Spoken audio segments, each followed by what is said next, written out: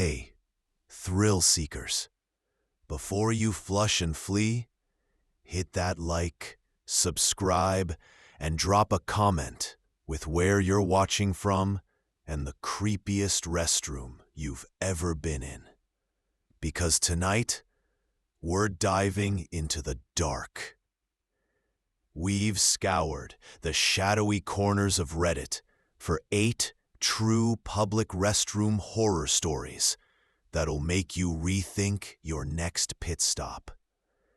From ghostly reflections to unsettling sounds behind locked stalls, these tales go way beyond a flickering light or a clogged sink.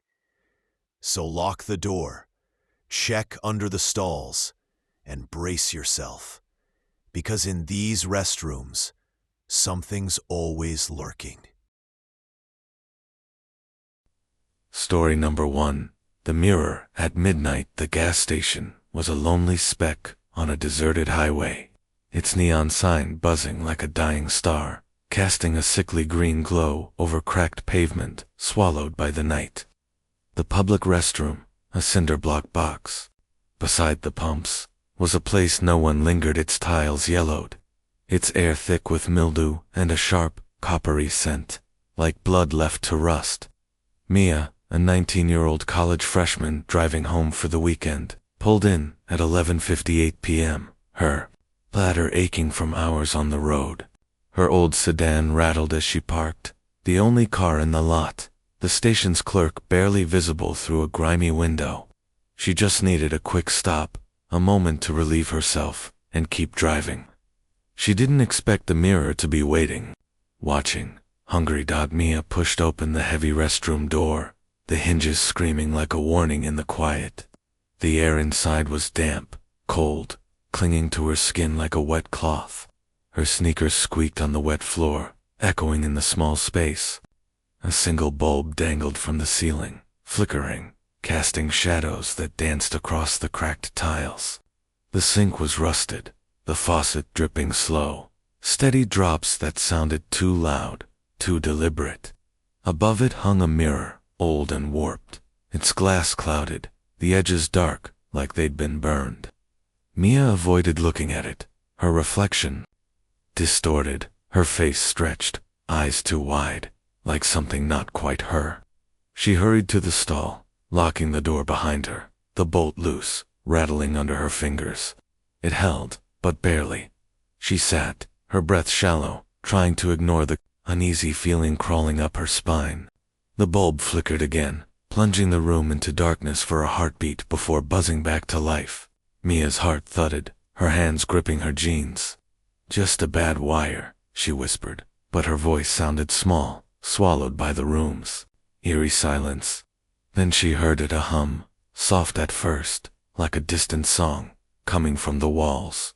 It wasn't music, not really, but something deeper, stranger, like the grind of stars against the void, a sound that didn't belong on earth. It grew louder, vibrating in her chest, making her teeth ache, her head throb. She froze, listening, her phone forgotten in her hand. The hum felt alive, like it was searching for her, knowing her name. Mia finished quickly, her fingers fumbling with her jeans, the hum still echoing in her bones. She unlocked the stall door, stepping out, her eyes darting to the mirror. It loomed larger now, its glass darker, like it was drinking the light, swallowing it whole.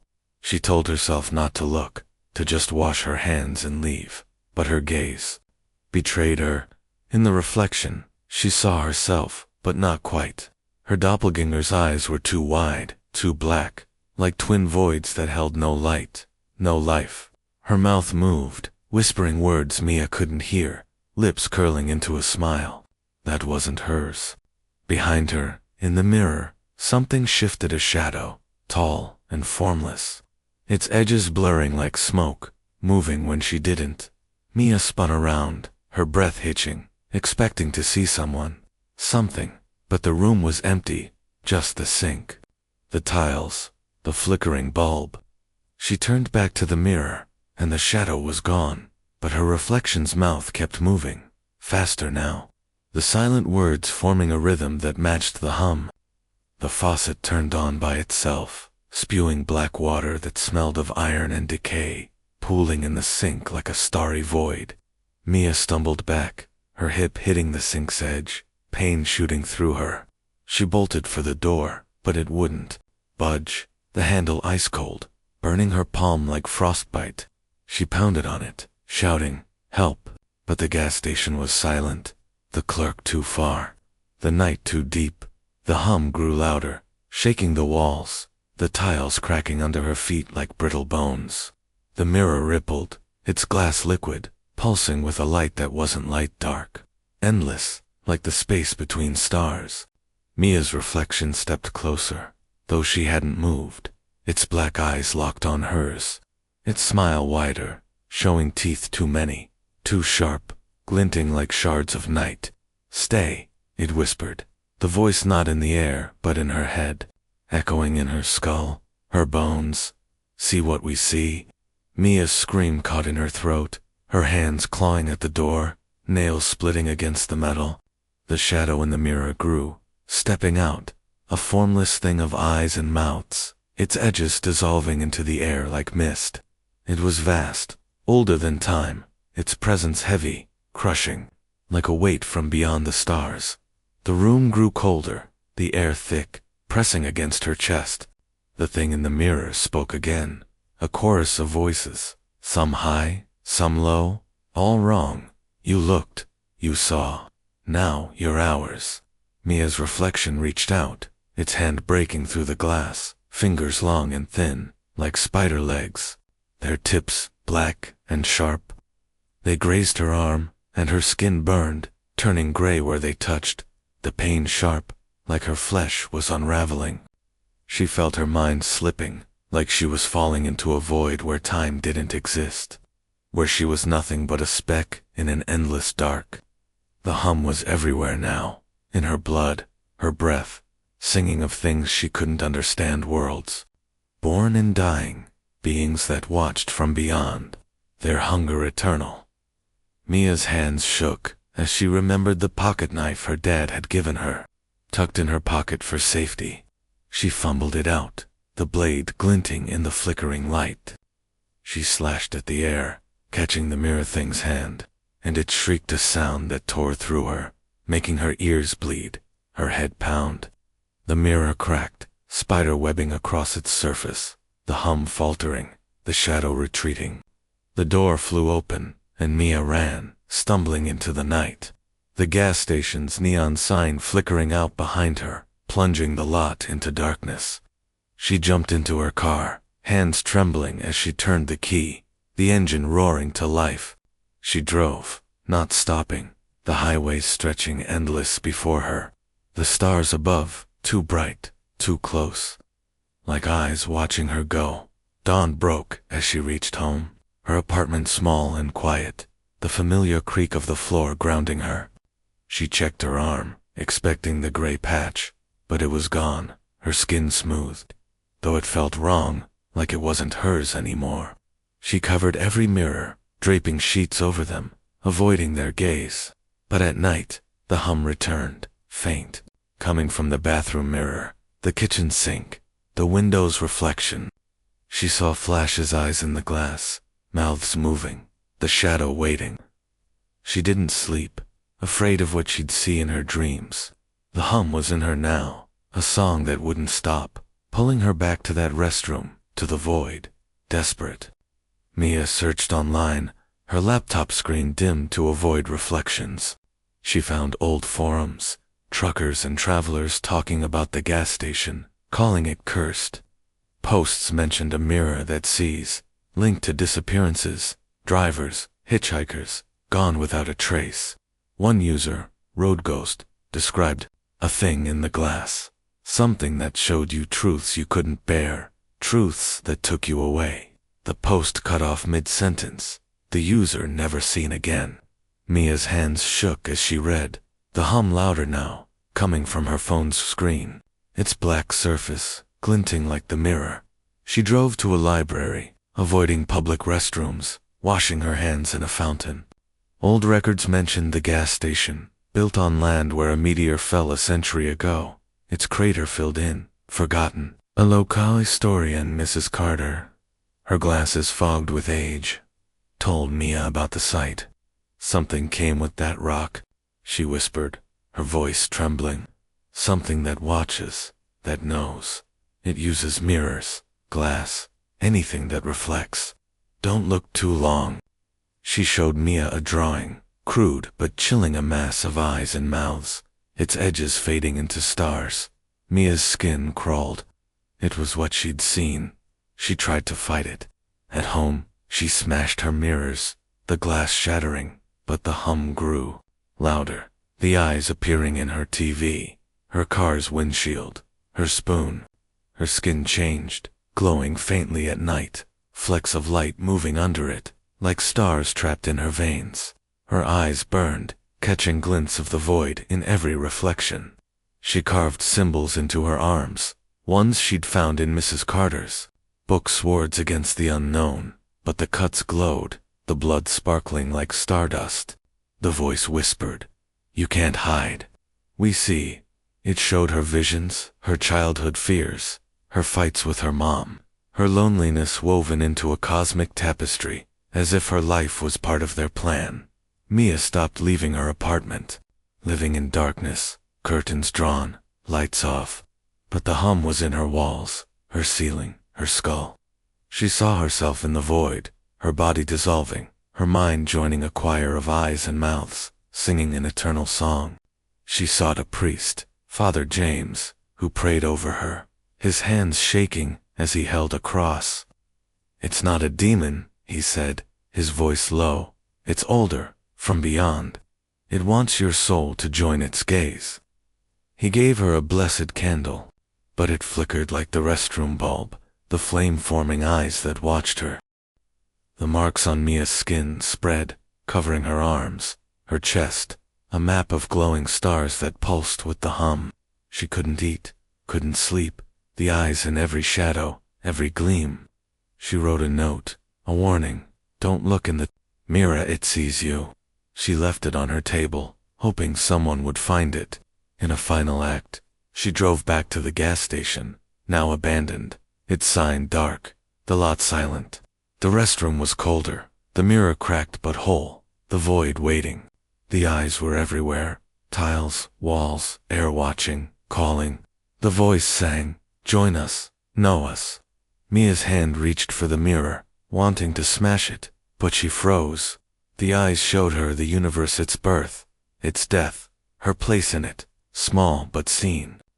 She stepped forward, the glass swallowing her, her scream fading into the hum. The next morning, the restroom was empty, the mirror blank, the air still.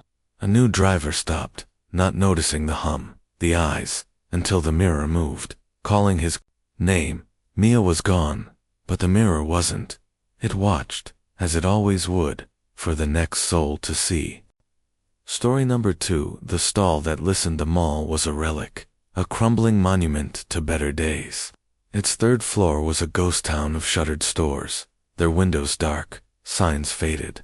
The air smelled of dust and forgotten dreams, and the fluorescent lights buzzed like dying insects. At the end of a dim hallway, past a shuttered pretzel stand, was the public restroom nobody used. Its door was heavy, warped from years of neglect, and the tiles inside were cracked, stained with streaks of rust or something worse. Emily, a 19-year-old retail worker at the mall's last clothing store, slipped inside during her 10-minute break. She just needed a moment to breathe, away from the endless racks of clearance sweaters and her boss's sharp voice. The restroom was colder than the hallway, the air thick with a damp, sour smell. 4 stalls lined one wall, their doors rusted, paint peeling like dead skin. The mirrors above the sinks were cloudy, their edges black with mildew. Emily avoided looking at them mirrors. In places like this always felt wrong, like they held secrets. She chose the last stall, farthest from the door, and pushed it open.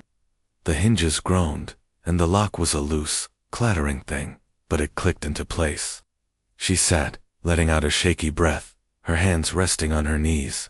The silence was heavy, broken only by the faint drip of a leaky faucet as she sat. She noticed the graffiti covering the stall's walls. Names, dates, crude drawings, typical bathroom scrawl. But one phrase, carved deep into the metal door, caught her eye. "It hears you." The words were jagged, as if scratched with a knife, and they seemed fresher than the rest, untouched by rust. Emily smirked, thinking it was just some teenager's attempt to be creepy. She pulled out her phone to check the time. 5 minutes left in her break, but the screen flickered, then went black. She frowned, tapping it. Dead battery. Weird, since it had been at 60% when she walked in. The air shifted, growing heavier, like someone had stepped too close. Emily froze. She was alone, wasn't she? She held her breath, listening. The drip from the sink stopped, and the silence felt alive, pressing against her ears. Then, a whisper soft, like a sigh from the walls. It wasn't words, not yet, just a sound that made her skin prickle. She stood, her sneakers squeaking on the tiles, and reached for the lock. It wouldn't budge.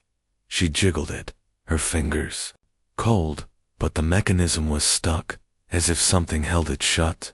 The whisper came again, clearer this time. Emily, her name, spoken in a voice like dry leaves skittering across pavement. She spun around, her back against the door, but the stall was empty. Her heart pounded, her breath shallow. "Who's there?" she said, her voice trembling. No answer, just the whisper again, repeating her name, slower, like it was tasting each syllable.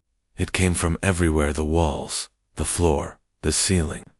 The graffiti on the door seemed to pulse, the carved words glowing faintly, as if lit from within. She banged on the door, shouting, "Let me out." The sound echoed, but no one came. The mall was nearly empty this late, and the third floor was a dead zone. The whisper grew louder, weaving into her thoughts.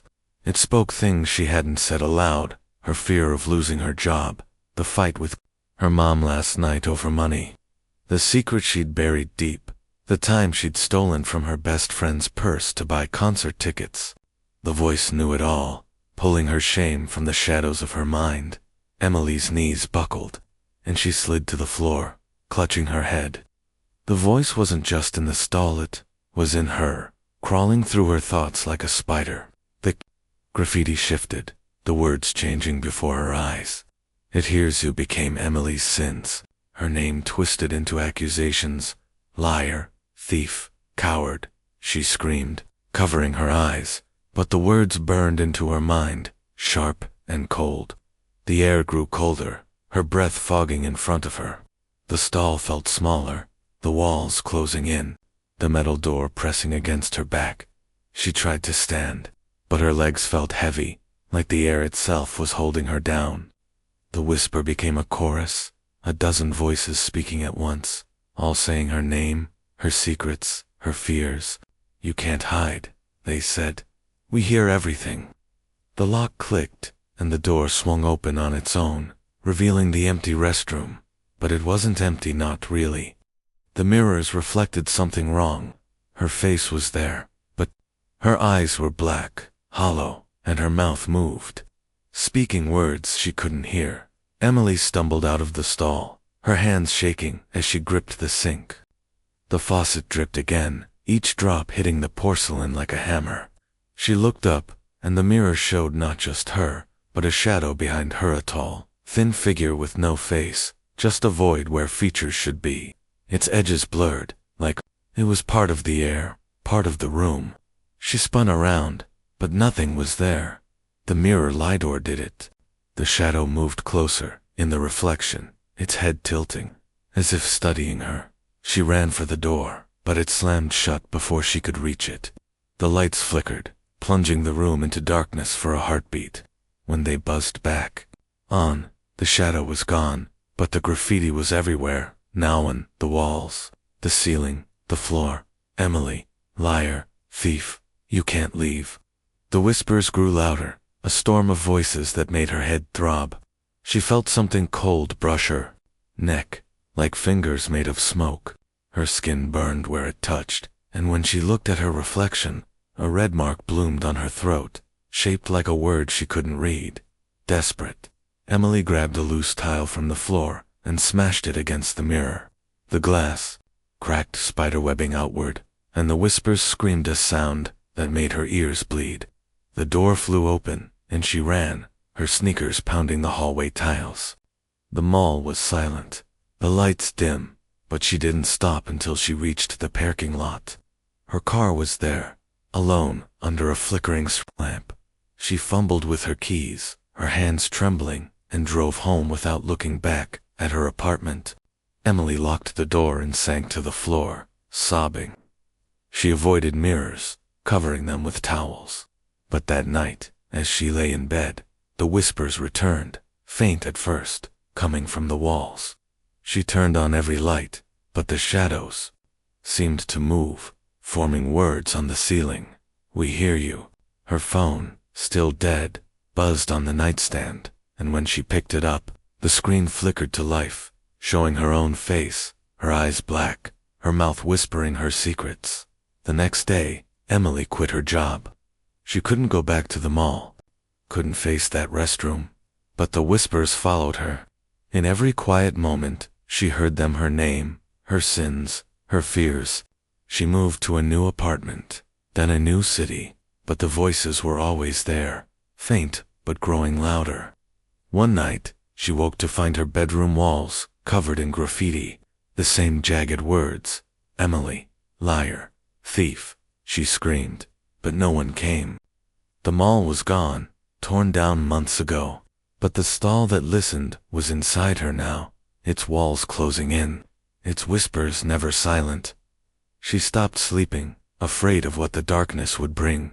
Her reflection in every window, every spoon, showed the shadow behind her, its void face watching.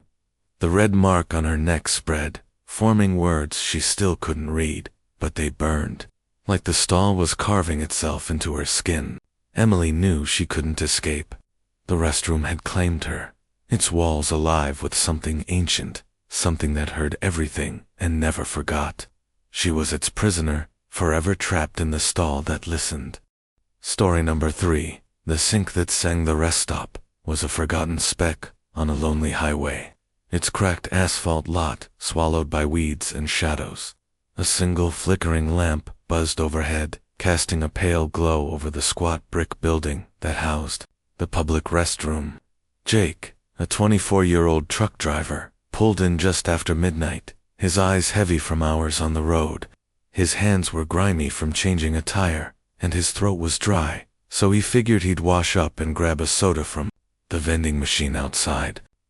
The restroom door creaked as he pushed it open, the air inside cold and damp, smelling of rust and something sour, like spoiled milk. He didn't plan to stay long. He didn't know the sink had other plans. The room was small, with 2 stalls, and a single sink bolted to the wall. The tiles were chipped, stained with years of neglect, and the mirror above the sink was fogged, its edges dark like they'd been burned. Jake stepped to the sink, turning the faucet. It sputtered, coughing up a trickle of water that looked more like mud than liquid. He frowned, twisting the knob harder, but the flow stayed weak, each drop hitting the basin with a soft plink. The sound was odd, not random like a drip should be. It had a rhythm, like notes in a song, slow, deliberate, almost beautiful. Plink, plink, plink. Jake froze, his hand still under the water, which was colder than it should have been, stinging his skin.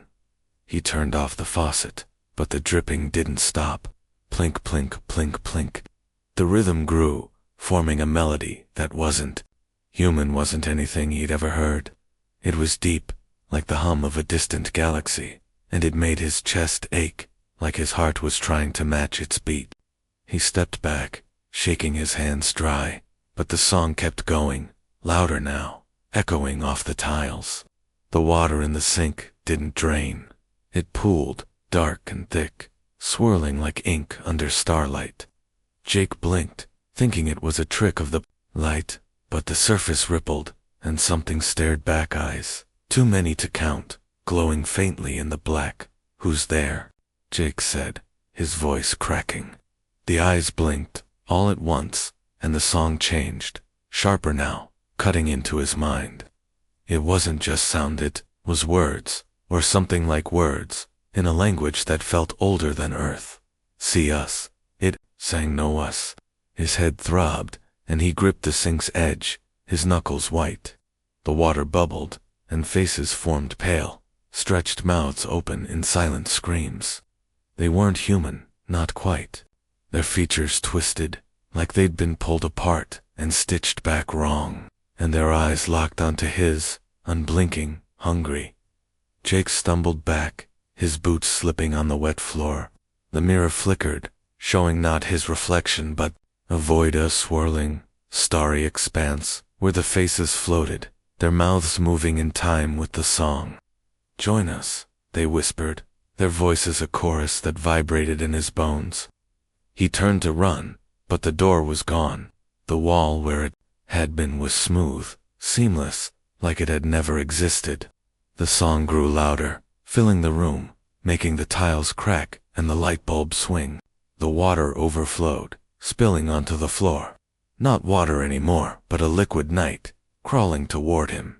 He backed into a stall, slamming the door shut, but the song followed, seeping through the walls. "You looked," it sang. "You saw." His hands shook as he fumbled for his phone, but the screen was black, dead, though it had been fully charged. The air grew heavy, pressing against his chest, and the faces appeared again. Etched into the stall's walls, their eyes glowing like distant stars.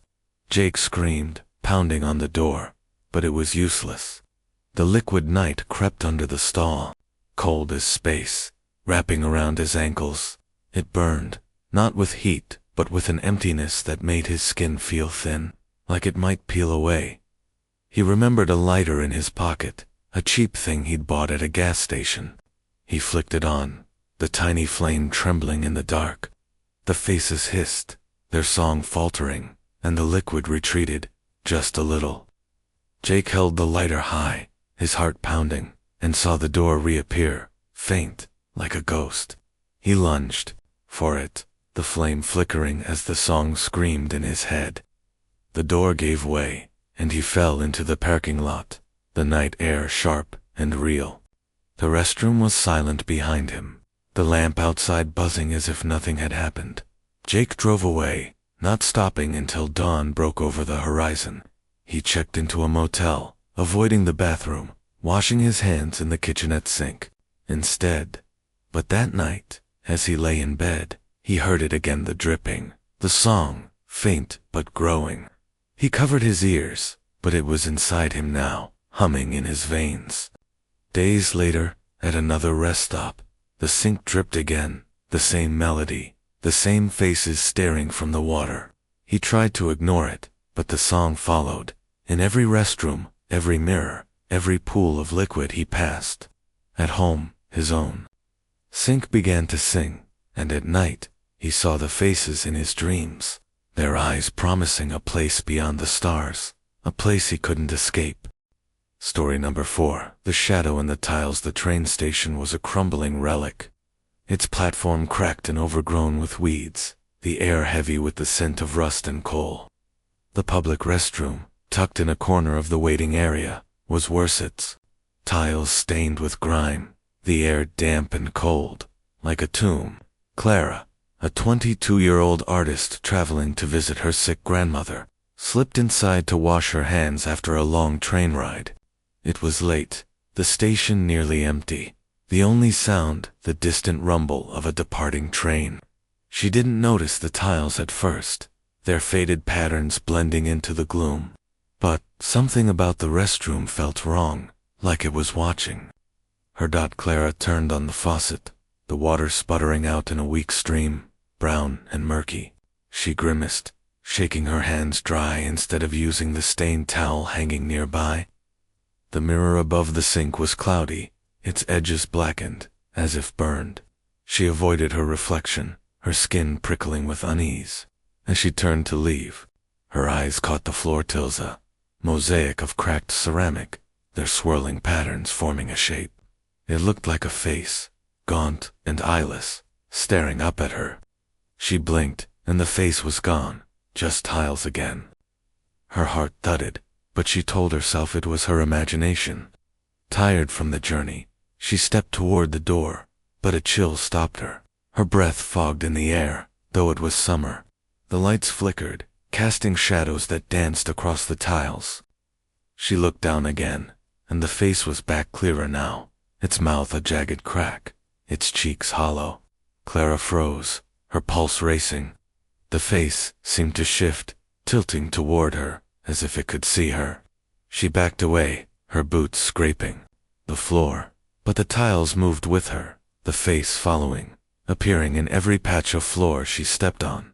"Hello," she whispered, her voice trembling. The lights dimmed, and a sound came, a low, grating whisper, like stone grinding against stone. "Clara," it said, her name echoing in the empty room. She spun around, expecting someone behind her, but there was nothing, just the mirror and the tiles. She looked at the mirror, and her breath caught. The face was there now, reflected in the glass, its eyeless sockets staring, its mouth opening wider, revealing a darkness that seemed to stretch forever. Clara stumbled back, her shoulder hitting the sink. The faucet turned on by itself, spewing water that smelled of decay. The whisper grew louder, repeating her name, weaving it into accusations. "You left her. You didn't call. She's dying, and you're here." Clara's chest tightened. She hadn't visited her grandmother in months, too caught up in her art, her life. How did it know? The tiles pulsed, the face growing larger, its features sharper, as if carved by an unseen hand. The lights went out, plunging the room into darkness, and the whisper became a chorus. Surrounding her, she fumbled for her phone, its flashlight casting a weak beam. The tiles glowed faintly, the face now a full figure, a shadowy form with long claw-like hands, its body woven into the mosaic. It moved, stepping out of the tiles, its edges blurring like smoke. Clara screamed, running for the door, but it was locked, the handle cold as ice. The figure loomed closer, its whisper filling her mind. "Stay with us, Clara. Pay for your sins." Her skin burned where its shadow touched her, leaving marks that felt like guilt made solid. Desperate, Clara grabbed a loose tile from the floor, its edge sharp. She swung it at the figure, and it hissed, retreating into the tiles. The lights flickered back on, the door unlocking with a click.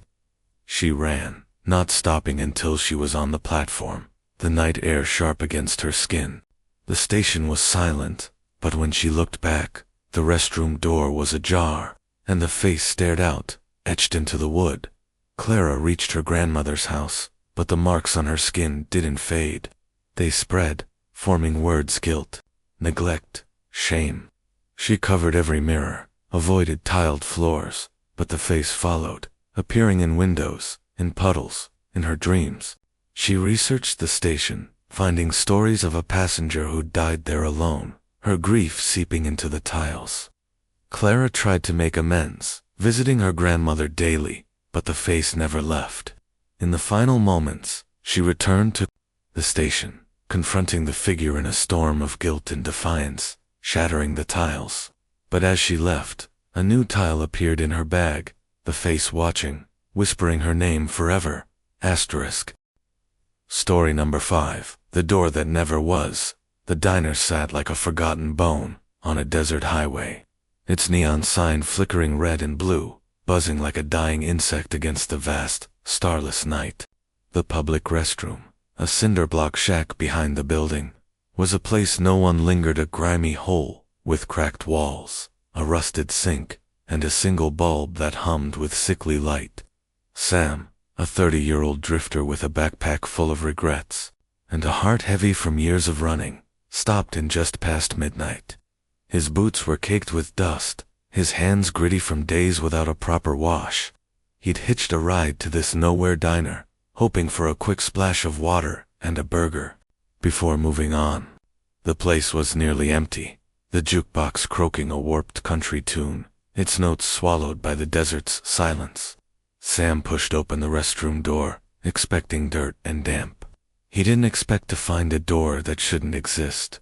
The room was small, barely 10 feet across, with a single stall and a sink that dripped slow, steady drops. The air was thick, smelling of mildew and something sharper, like the tang of a lightning strike. Sam's eyes swept the space, landing on the far wall, where a door stood black, seamless, no handle, no frame.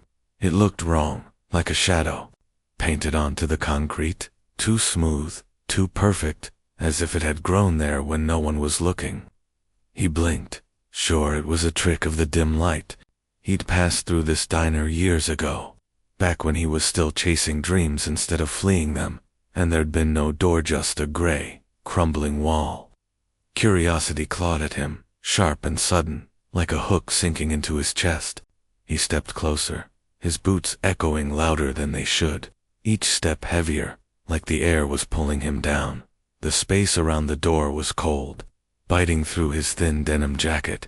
It felt alive, heavy, like it was breathing, watching. Sam's hand hovered over the surface, his fingers trembling with a mix of fear and need. He didn't want to touch it, but his body moved on its own, drawn by a force he couldn't name. The moment his skin grazed the door, it swung inward, silent as a held breath, revealing not a room, but a void swirling stars, endless black, a cosmos that stretched beyond time. A hum filled the air, low and deep, vibrating in his bones, making his teeth ache, his heart stutter. It wasn't a sound he heard with his ears. It was inside him, like the pulse of something vast, older than the earth, older than the stars. A voice came from the void, soft but heavy, like a whisper from the edge of existence. "Step through," it said. "Know what we know." Sam's heart slammed against his ribs, his breath catching in his throat. He couldn't look away. The stars shifted, forming shapes, faces with too many eyes, hands with no fingers, forms that twisted and writhed. Not human, not anything he could name. They watched him, their gazes piercing, pulling at his mind like threads unraveling a cloth. Flashes burned through his head, worlds crumbling into ash. Skies splitting open, beings older than time, staring through the dark, their eyes hungry, endless. His legs shook, and he stumbled back, the door slamming shut with a force that rattled the walls, the sound echoing like a scream. The restroom was normal again, the sink dripping, the bulb buzzing, the black door gone.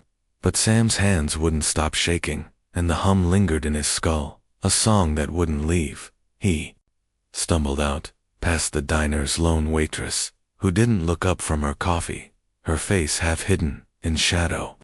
The desert air was sharp, cutting through the fog in his head, but it didn't help. He hitched a ride to the next town, a dusty speck with a gas station and a motel, trying to forget what he'd seen. But the door followed. At the gas station, restroom, there it was, black, seamless, tucked behind a broken urinal. He ignored it, washing his hands fast, the water cold and stinging. But the mirror showed not his reflection, but the void. Stars swirling, faces forming, the voice louder. "Now, see the truth, see beyond." He ran, his breath ragged, his backpack bouncing against his spine. But the door was in the next restroom, a motel, a truck stop, a bar always there, always waiting, its edges sharper each time, its hum louder, burrowing into his bones. Sleep became a battle. Sam's dreams were no longer his own. He saw the void, felt himself stepping through, his body dissolving into light, his mind stretching across galaxies. He saw his life, his childhood fights, his mother's tears when he left, the dreams he'd abandoned woven into the stars, as if they'd been watching him all along. He woke, gasping, his skin feeling too tight, his eyes burning, catching glints of starlight in the motel mirror. He stopped shaving, stopped looking at his face, afraid of what he'd see. His hands shook as he drank cheap coffee, trying to stay awake, but the hum was there, in the drip of the faucet, in the buzz of the neon sign outside. Desperate for answers, Sam found a library in a small town, its shelves dusty, its computers slow. He dug through old records, trucker forums, anything about that diner. He found whispers of missing travelers, hitchhikers, truckers, wanderers, all linked to the diner's restroom. A scanned page from a trucker's journal, dated 1973, mentioned a star door that showed things no one should see, things that broke minds. The last entry, scrawled in shaky handwriting, read, "It wants you to know. It wants you to join." Sam's stomach twisted. He tracked down the journal's owner, an old trucker named Carl, living in a trailer park 2 states over. Carl's eyes were haunted, his hands trembling as he spoke. "It's not from here," he whispered, his voice barely audible over the desert wind. "It's a gate to them things that watch from outside time. Don't look too long, kid. Don't listen." Sam nodded, but the door was everywhere now, not just in restrooms. He saw it in his motel room's wall, its black surface pulsing like a heartbeat. He saw it in his car's rearview mirror, the stars glinting behind his reflection. He saw it in a spoon at a diner, its curve bending into the void. The voice grew louder, promising answers why he'd run from his family, why he felt empty, why the world seemed so small. It offered truth, but Sam felt the cost, a pull toward something that would swallow him whole. His body was changing. His eyes glowed faintly at night, like distant stars reflected in a puddle. His skin sparkled, flecks of light moving under it, like galaxies trapped in his veins. He scratched at them, drawing blood, but the light stayed, pulsing with the hum. He tried to fight it. At a gas station, he poured salt around the restroom, a trick he'd read in a forum about warding off spirits. The door laughed, its voice a chorus of whispers. "You can't keep us out."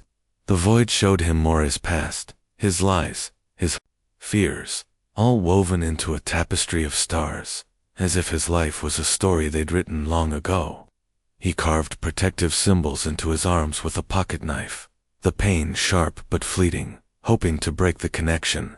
The cuts glowed, the blood shimmering like liquid starlight, and the door appeared closer, its hum shaking his teeth, his bones, his soul. Sam stopped eating, stopped sleeping, afraid the door would open in his dreams. He saw it in his eyelids, felt its pull in his blood.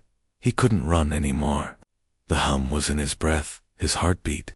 Desperate, he sought a shaman in a desert town, an old woman named Rosa, with eyes like polished stones. She burned sage, its smoke curling round him, and stared into his glowing eyes. "It's a watcher," she said, her voice low, trembling, "from beyond the stars. It uses doors to find wanderers, those who seek without knowing. It wants your soul to join its choir." She gave him a charm, a stone etched with runes, but it burned his hand, crumbling to ash when he touched the door in the next restroom. The void was stronger, brighter, hungrier, its stars swirling faster, the faces clearer, their eyes begging him to join. He tried one last time to break free. In a motel, he smashed every mirror, tore down the curtains, lived in darkness. But the door appeared in the shadows, its hum a scream now, shaking the walls. He saw visions of himself stepping through, his body unraveling, his mind merging with something vast, something that knew every secret of the universe. It was beautiful and terrible, a truth that would break him or make him whole. Sam's hands shook as he wrote a note, a warning for whoever came next. Don't look at the door, don't listen. He left it in his backpack, abandoned in a ditched out. He returned to the diner, the neon sign dark, the building abandoned, as if it had been waiting for him. The restroom was the same, damp dim, the sink dripping, the air heavy. The black door stood open, wider than before, the void singing, not with words but with a feeling, knowledge, power, eternity. Sam's legs moved, drawn forward, his hand reaching for the door. He saw his life in the stars, his mother's face, his brother's laugh, the dreams he'd buried and beyond it, a truth too big to hold. He stepped through, the door closing behind him, the hum swallowing his scream. The diner was empty, the restroom silent, the wall blank. Days later, a new traveler stopped at the diner, now open again, the neon sign buzzing like nothing had happened. He used the restroom, not noticing the black door until it swung open, the stars calling his name. Sam was gone, but the door wasn't. It waited, as it always would, for the next soul to step through, to join the choir of the void. Story number 6. The Hands in the Drain. The community center was a crumbling shell, its walls peeling like old skin, its halls echoing with the ghosts of forgotten dances and meetings. Tucked in the basement, past a maze of flickering corridors, was a public restroom nobody used unless they had to. The air was damp, thick with mold, and a sharp, metallic temps, like blood left to dry. The tiles were cracked. The single bulb overhead buzzed like a trapped wasp, and the sink never stopped dripping. Lily, a 27-year-old janitor working the night shift, hated cleaning it. She'd been at the job for 3 months, scraping by to pay rent, and this restroom was the worst part of her routine. She pushed her cart inside, the wheels squeaking, her mop ready to tackle the grime. She didn't know something was waiting in the drain, something that had been there longer than the building itself. Hungry for someone new, Lily set her bucket down, the slosh of soapy water loud in the quiet. The bulb flickered, casting shadows that danced across the walls, making the graffiti names, curses, hearts seem to move. She ignored it, used to the creepy vibe of old buildings, and started scrubbing the sink. Its rusted rim was stained brown, the drain clogged with something dark and slimy. She sighed, pulling on rubber gloves, and leaned closer. The drain gurgled, a low, wet sound, like a throat swallowing. She froze, her heart skipping. It wasn't the usual clog noise. It was alive, deliberate, like something breathing down there. She shook her head, muttering, "Get it together, Lily," and reached for her brush. The gurgle grew louder, bubbling up like laughter. A puff of air hit her face, cold and foul, smelling of rot and wet earth. Lily jerked back, her gloves slipping, on the sink's edge. Then she saw them hands, pale and bony, reaching up from the drain. Their fingers were long, too long, thin as twigs, with black, cracked nails that scraped the metal. They grabbed her wrist, cold as ice, their grip strong enough to bruise. Lily screamed, yanking her arm free, the skin burning where they touched her. She stumbled back, her mop clattering to the floor, her breath coming in sharp gasps. The hands retreated, sinking into the drain with a wet slurp, but the gurgle didn't stop. It formed a word, soft and feminine, like a whisper from a flooded grave. Lily. Her legs shook, but she forced herself to move, lunging for the door. The handle was stuck, the lock jammed, as if something held it shut. She pounded on it, shouting, "Help!" But the basement was empty. The community center closed for the night. The bulb flickered faster, plunging the room into darkness for a heartbeat before buzzing back to life. The hands came again, clawing at the air, their nails scraping the sink's edge. Lily grabbed her flashlight, its beam shaking in her hand, and shone it into the drain. Eyes stared, back pale, milky, set in a face that was half frotted, half human, its mouth open in a silent scream. The voice whispered again, "You left me, you forgot." Lily's stomach twisted. She'd heard rumors from the other janitors, whispered over lunch, break stories of a woman who'd died in this restroom decades ago, during a flood that swept through the basement. Her body was never found, they said, lost in the pipes. Lily hadn't believed it, thought it was just talk to scare new hires. But now, the hands reached again, leaving bruises on her wrist that formed words she couldn't read, like a script from a nightmare. She backed into a stall, slamming the door, but the gurgle followed, seeping through the walls. The voice clearer now. You're like me, alone. She clutched her flashlight, her heart pounding so hard it hurt.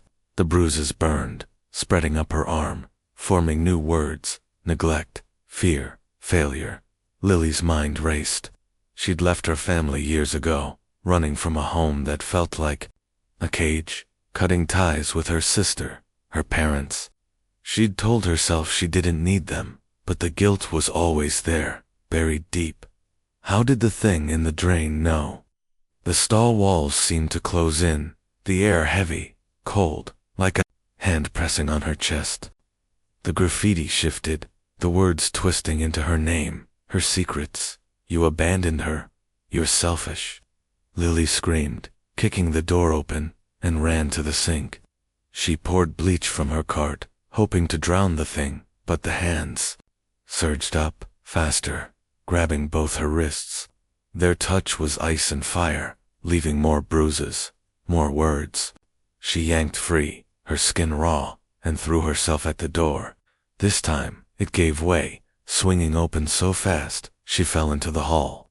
The lights were steady now, the gurgle gone, but her wrists throbbed, the bruises spelling out accusations in a language she didn't understand. She didn't tell anyone. Who'd believe her? The next night, she went back, her hands shaking as she pushed her cart. The drain was quiet, but the moment she touched the sink, the hands came again, their grip tighter, their nails digging deeper. The voice whispered, "Stay with us. Confess." Lily quit the next day, moving to a new apartment, avoiding drains, washing her hands in buckets.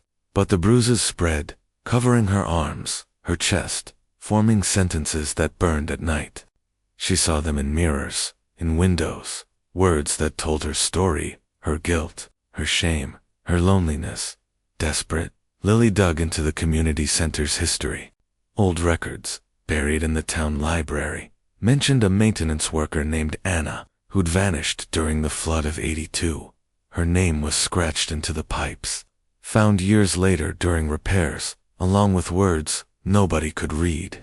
Lily tracked down a retired janitor, a grizzled man named Tom, who'd worked there in the '80s. His hands shook as he spoke. Anna was alone when the water came, he said. We left her, said we'd come back. We didn't. Something's still down there, in the pipes, angry. He showed her a scar on his arm, a word carved deep. Sorry. Lily tried to fight it.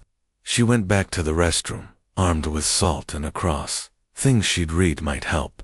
The hands were waiting, stronger now, pulling her toward the drain. The voice was a chorus.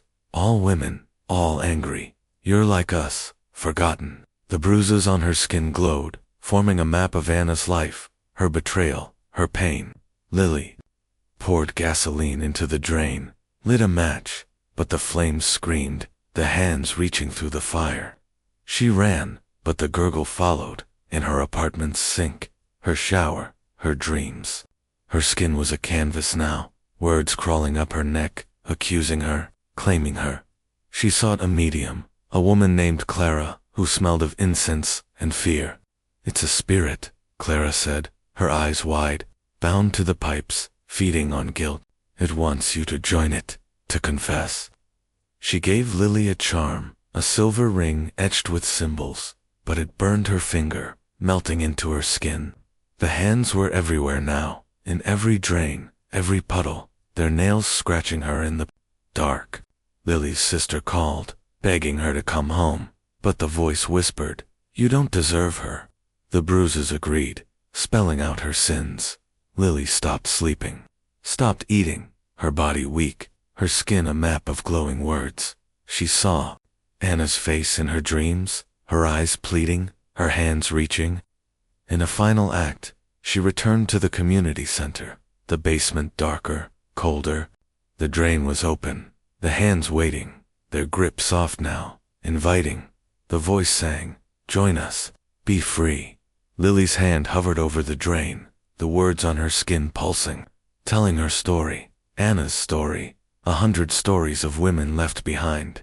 She leaned closer, the hands pulling, gentle but firm. The drain stretched, impossibly wide, swallowing her scream. The next morning, the restroom was empty, the sink dry, the air still. A new janitor came, not noticing the faint gurgle, the whisper of a new name. Lily was gone, but the hands weren't. They waited, as they always would, for the next soul to confess. Story number 7. The light that watched the park was a quiet stretch of green on the edge of town, its paths winding through ancient oaks that whispered in the wind. At night, it turned eerie, the shadows thick, the air heavy with the scent of damp earth. Tucked near the playground was a concrete restroom, its walls tagged with faded graffiti, its single overhead light buzzing like a trapped insect. Ben, a 25-year-old jogger, stopped there after a late run, his breath steaming in the chilly air. His sneakers were muddy, his face slick with sweat, and he just needed to splash water on it before heading home. The park was empty, the only sound, the rustle of leaves and the distant hum of streetlights. He pushed open the restroom door, expecting a quick stop. He didn't expect the light to be watching. The room was small, barely big enough for a chipped sink, a rusted urinal, and a cracked mirror that warped his reflection. The air was cold, damp, smelling of mildew and something sharp, like burnt metal. Ben stepped to the sink, turning the faucet. The water came out in a weak trickle, brown and gritty, stinging his hands. He frowned, shaking them dry, and glanced up at the overhead light. It flickered, not randomly, but in a patterned dot, dash, dot, pause like Morse code, deliberate, alive. He ignored it, splashing his face, but the flickering grew faster, the buzz louder, vibrating in his chest like a heartbeat that wasn't his. Ben wiped his face with his sleeve, uneasy. The light pulsed again, sharper, casting shadows that moved on their own, sliding across the tiles like oil. He looked up, annoyed, but the pattern wasn't just a glitch. It felt like it was watching him, studying him. The air grew heavier, pressing against his skin, and the mirror flickered, showing not his face but eyes, hundreds of them, glowing in the ceiling, blinking in unison. They weren't human, not anything he could name. Their pupils slit like stars, their glow cold and endless. Ben's heart lurched. "Who's there?" he said, his voice small, swallowed by the buzz. The eyes stared, unblinking, and a voice came, low and vast, like a whisper from the edge of the universe. "We see you, Ben," it said. "We know you." His legs shook, and he backed to the door, but the light went out, plunging the room into darkness. The eyes stayed, glowing brighter, filling the air with a hum that shook his bones, his teeth, his soul. The voice spoke again. "We watch, always." It showed him things of a world ending, stars collapsing into black voids, beings older than time waiting in the dark, their gazes hungry, eternal. Ben screamed, clawing at the door, but it was locked, the handle burning his palm with cold, like touching a frozen star. He fumbled for his phone, but its screen was black, dead, though it had been charged. The light came back, flickering faster. The eyes now in the walls, the floor, the mirror, their glow searing his skin, leaving marks like tiny constellations. The voice promised knowledge, secrets of the cosmos, answers to why he felt lost, why he ran alone every night, why his life felt small. But it wanted something in return, something he could feel slipping away. Ben refused, smashing the bulb with his shoe, the glass shattering, the room going dark. The eyes vanished, the hum stopped, and the door clicked open.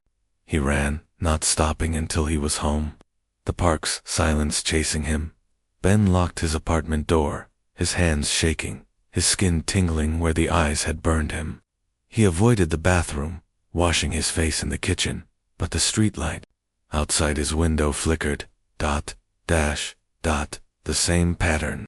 He closed the curtains, but the hum was in his head now, faint but growing, like a signal from somewhere far away. Sleep was impossible. His dreams were filled with eyes, watching from a void where stars screamed and time unraveled. He saw himself, running, not on Earth, but across a galaxy, the eyes following, their glow pulling him apart. The next day, he went back to the park, hoping it was a trick of his tired mind. The restroom was normal, the light steady, but when he turned it on, the pattern returned, the eyes appearing in the tiles.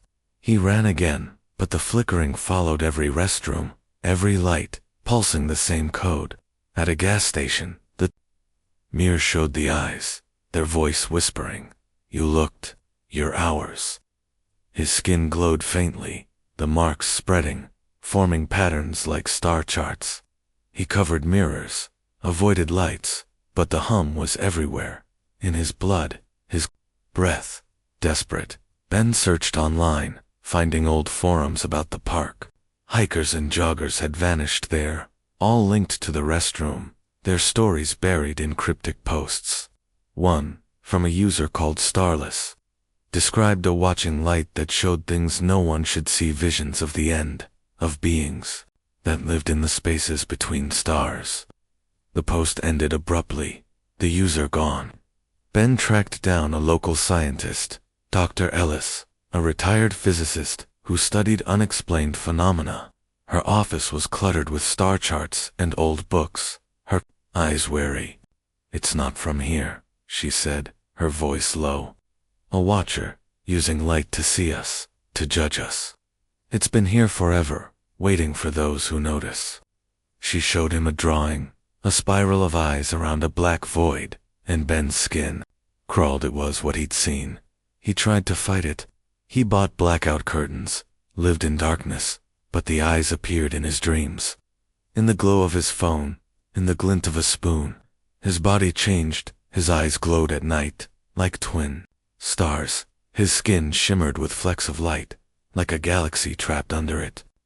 He carved sigils into his arms, symbols from Dr. Ellis's books, hoping to block the watcher.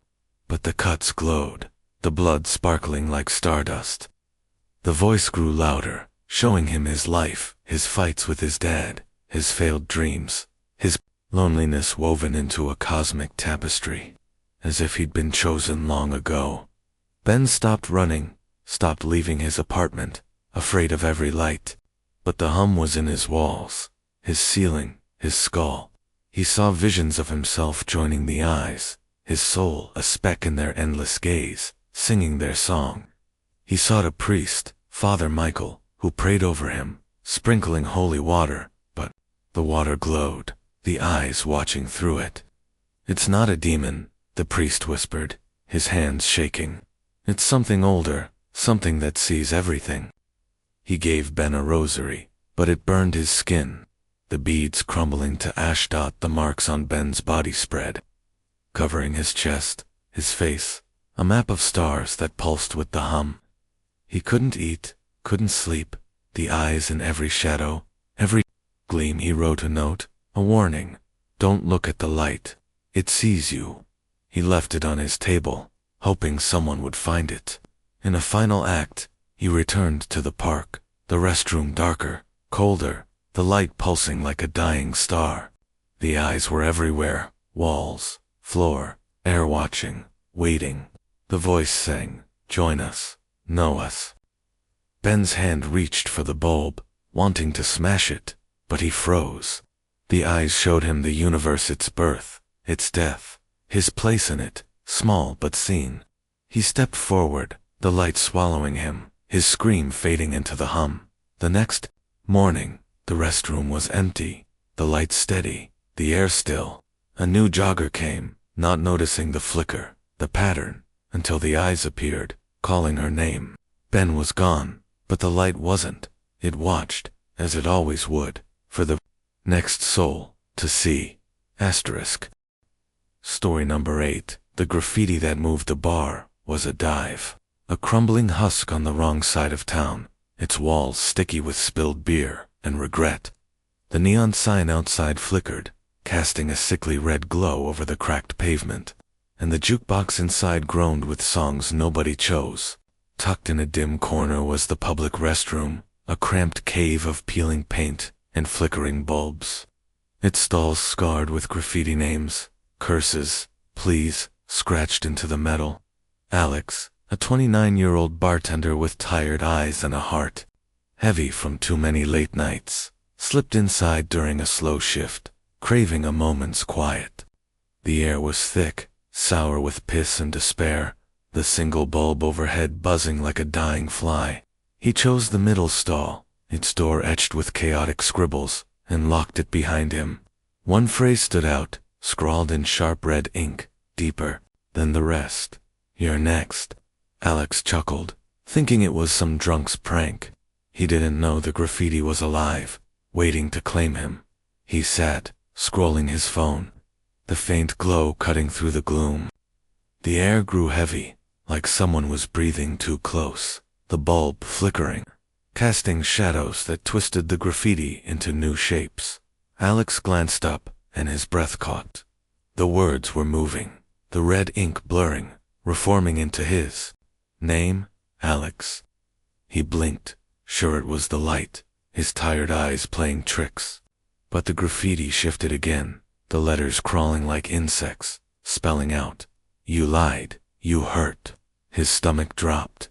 He'd cheated on his girlfriend, Sarah, last month, a secret he'd buried deep. He'd skimmed cash from the bar's register, just enough to cover rent, swearing he'd pay it back. Nobody knew. Nobody could know. The walls pulsed, the graffiti glowing faintly, forming new sentences. "You broke her heart. You stole the money." Alex stood, his phone slipping from his hand, clattering on the tile. He tried the door, but the lock was stuck, the handle cold as ice, unmoving. The graffiti writhed, covering the stall, the words sharper now. "You're a failure, Alex. You're nothing." A voice came, low and cruel, like a judge passing sentence, echoing from the walls, the ceiling, the floor. It wasn't one voice, but many, layered, some sharp, some deep, all angry. Alex pounded on the door, shouting, "Let me out." But the bar was empty, the night shift slow, and his voice bounced back, swallowed by the hum of the bulb. The graffiti kept moving, spelling out his fears, his regrets. "You left your family. You let them down." Digging into his mind, pulling up memories he'd locked away. The light flickered faster, plunging the stall into darkness for a heartbeat, and in the shadows, he saw them faces in the graffiti, their eyes hollow, their mouths open, clawing at the air. Hands formed, jagged lines of ink stretching toward him, their fingers long and sharp, scraping the metal. Alex screamed, kicking the door, his boots leaving dents. His skin burned where the shadows touched him, leaving Mark's words etched in two. His arms, liar, thief, coward. The voices grew louder, chanting his sins, each one a knife in his chest. "Stop it," he yelled, but the graffiti answered, the words glowing brighter. "Confess, Alex. Stay with us." He grabbed his phone, its screen cracked, but still glowing, and shone it on the walls. The graffiti pulsed, the faces clearer now, their eyes black pits, their mouths twisted in silent screams. He scratched at the words with his keys, desperate to erase them, but the ink bled, red and thick, dripping like blood, forming new accusations. "You're weak. You're alone." The air grew colder, the shadows closer, their hands reaching through the walls, brushing his skin, leaving more marks. Alex's heart pounded, his breath ragged. He threw himself against the door, and it gave way, swinging. Opened so fast he fell into the restroom's main area. The bulb was steady now, the walls still, but the marks on his arms throbbed, the words glowing faintly under his skin. He stumbled back to the bar, past the lone customer nursing a beer, and poured himself a shot, his hands shaking. The mirror behind the counter showed his reflection, but the marks were there, crawling up his neck, guilt, shame, failure. He quit that night, walking out without a word, the bar's neon sign flickering behind him. At home, he covered his mirrors, afraid of what he'd see, but the words followed, His apartment walls, clean when he'd left, were tagged with graffiti. "You can't run," the red ink glowing in the dark. He scrubbed them with bleach, but they reappeared, clearer, angrier, spelling out his life. "You hurt Sarah. You lead to your mom. You're nothing." Sleep was a battle. His dreams were filled with the faces, their hands pulling him into walls that bled red ink. He woke gasping, the marks on his skin burning, spreading across his chest, his legs forming. Sentences that told his story, every mistake, every secret. He avoided the bar, but the graffiti was everywhere on his car's windshield, his phone's screen, his coffee mug. He saw it in puddles, in windows, in the cracks of the sidewalk, always moving, always accusing. His skin glowed at night, the words pulsing like a heartbeat, and the voices whispered in his head, even in daylight. "Confess. Join us." Desperate, Alex went to the library, digging through old records about the bar. It was built on the ruins of a jail, torn down in the 50s, where prisoners scratched their sins into the walls, their guilt soaking into the stone. A newspaper clipping mentioned a guard who'd vanished, his cell covered in words nobody could read, written in blood. Alex tracked down a retired cop, Maria, who'd worked the beat near the bar. Her hands shook as she spoke. "That place is wrong," she said, her voice low. The jail was cursed. People confessed, then disappeared. Something's still there, writing, waiting. She showed him a scar on her wrist, a word carved deep, regret. Alex tried to fight it. He bought paint, covering his walls, but the graffiti bled through, red and angry, spelling out his name. He burned sage, a trick from an online forum, but the smoke formed words, "You're ours." The marks on his skin spread, glowing brighter, forming a map of his life, his fight with Sarah, his theft, his childhood lies. He went to Sarah, begging forgiveness, but the words appeared on her door as he left, too late. His family called, worried, but the voices whispered, "They don't want you." The graffiti agreed, crawling up his arms, his face, accusing him in every reflection. He sought a priest, Father Daniel, who prayed over him, his hands trembling as he held a cross. "It's not a spirit," he said, his eyes wide. "It's older, tied to guilt, to confession. It wants your soul to write its story." He gave Alex a vial of holy water, but it boiled in his hand, the glass cracking, the words on his skin glowing brighter. Alex stopped sleeping, stopped eating, his body weak, his skin a canvas of glowing accusations. He saw the faces in his dreams, their hands pulling him into a wall of red ink, their voices chanting his sins. In a final act, Alex returned to the bar, now closed, its windows boarded. The restroom was darker, colder, the graffiti covering every inch, pulsing like a heartbeat. The voices sang, "Confess, be free." The faces were clearer, their eyes begging, their hands reaching. Alex's skin burned, the words telling his story, the jail's story, 100 stories of guilt and shame. He lit a match, pouring liquor from the bar over the walls, the flames roaring, the graffiti screamed, the faces twisting, but the words didn't burn. They spread, covering the floor, the ceiling, his body. He ran, but the fire followed, in his dreams, in his skin. The next morning, the bar was ash. The restroom gone, but the graffiti wasn't. A new bartender came to a rebuilt bar, not noticing the red ink on the stall door. "You're next." Alex was gone, his backpack found in an alley, covered in words nobody could read. The graffiti waited, as it always would, for the next soul to confess.